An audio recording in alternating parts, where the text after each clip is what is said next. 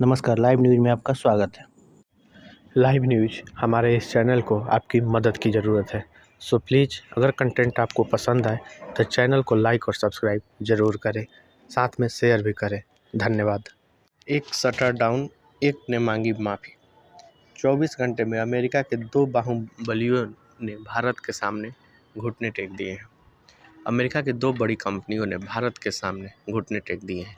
एक है mark Zuckerberg की मेटा और दूसरी है हिंडनबर्ग रिसर्च। मेटा जहां भारत को लेकर दुनिया में गलत खबरें फैला रही थी, तो हिंडनबर्ग उद्योगपति गौतम अडानी और उनके समूह के खिलाफ रिपोर्ट जारी कर रही थी। अमेरिका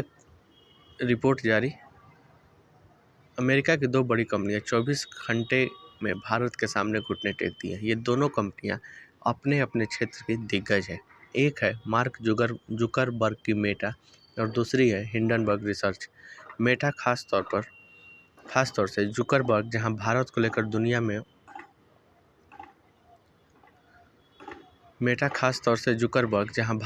दुनिया में गलत खबरें फैला रहे थे, तो हिंडनबर्ग उद्योगपति गौतम अडानी और उनके समूह के खिलाफ रिपोर्ट जारी कर रही थी। मेटा को अपनी गलती का एहसास हुआ और वो माफ़ी भी मांग चुकी है, तो वहीं हिंडनबर्ग का शटर डाउन हो गया है। उसने शुक्रवार को इसका ऐलान किया।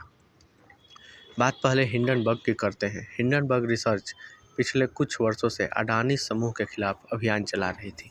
इसकी 2023 में छापी रिपोर्ट में अडानी समूह पर शेयरों के भाव में हेराफेरी तथा वित्तीय गड़बड़ियों का आरोप लगाया था। उस समय इससे भारतीय अरबपतियों को अरबों डॉलर का नुकसान हुआ था। अडानी और उनकी कंपनियों ने हालांकि सभी आरोपों से इनकार किया था। हिंडनबर्ग अमेरिका की निवेश और रिसर्च कंपनी है। उसे बंद करने का फैसला ऐसे समय लिया गया है जब अमेरिका में सत्ता का ट्रांसफ़र होने वाला है। नाथन एंडरसन ने 2017 में इसकी शुरुआत की थी। एंडरसन ने कहा, इसे बंद क्यों होना चाहिए? कोई खास वजह नहीं है, कोई खतरा नहीं है, कोई स्वास्थ्य समस्या नहीं है और कोई व्यक्तिगत समस्या नहीं है। किसी ने मुझे एक बार मुझसे कहा था कि एक निश्चित बिंदु पर एक सफल करियर एक स्वार्थी कार्य बन जाता है। शुरू में मुझे लगा कि मुझे खुद को कुछ चीज़ें साबित करने की ज़रूरत है। अब मुझे खुद के लिए कुछ सुकून चाहिए। वॉल स्ट्रीट जर्नल को दिए एक इंटरव्यू में एंडरसन ने कहा कि वह अपने शौक पूरे करने, यात्रा करने और अपनी मंगेतर तथा उनके बच्चों के साथ समय बिताने के लिए उत्साहित है। उन्होंने भविष्य के लिए पर्याप्त पैसा जोड़ लिया है। वह अपने पैसों को कम तनाव वाले निवेशों में लगाने की योजना बना रहे हैं। फेसबुक की मूल कंपनी मेटा ने मार्क जुकरबर्ग की उस टिप्पणी के लिए माफ़ी मांगी जिसमें उन्होंने कहा था कि भारत की मौजूदा सरकार 2024 के चुनाव में हार गई थी। जुकरबर्ग ने एक पॉडकास्ट में कहा था, 2024 के चुनाव में भारत सहित अधिकांश मौजूदा सरकारों को कोविड महामारी के बाद हार का सामना करना पड़ा।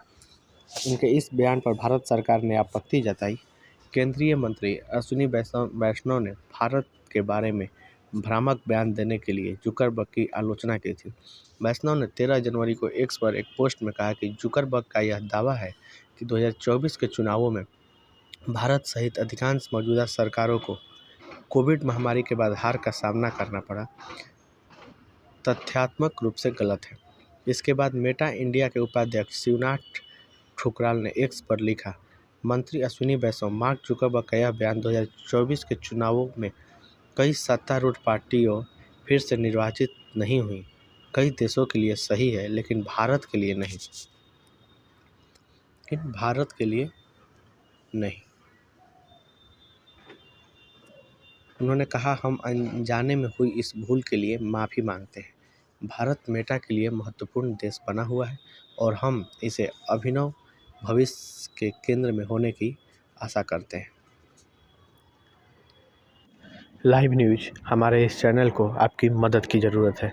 सो प्लीज़ अगर कंटेंट आपको पसंद आए तो चैनल को लाइक और सब्सक्राइब ज़रूर करें, साथ में शेयर भी करें। धन्यवाद।